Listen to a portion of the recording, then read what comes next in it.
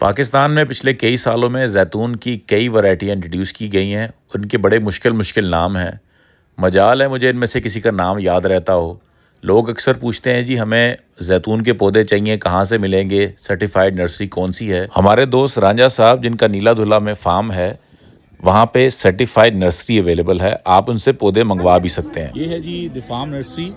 ये रांझा साहब का फार्म है और ये इनका नीला धुला में इनका फार्म है।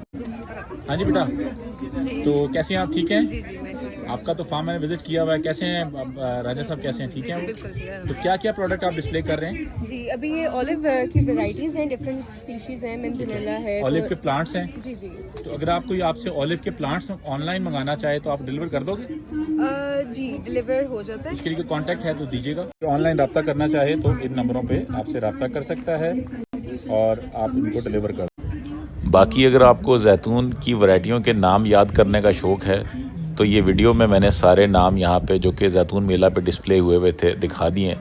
तो याद करके मुझे बताइएगा कि कौन सा नाम आपको याद है। हाज़िर है जैतून की डिफरेंट वैरायटीज़ और इसके साथ साथ द फार्म नर्सरी जहाँ से कि आप पौधे मंगवा सकते हैं।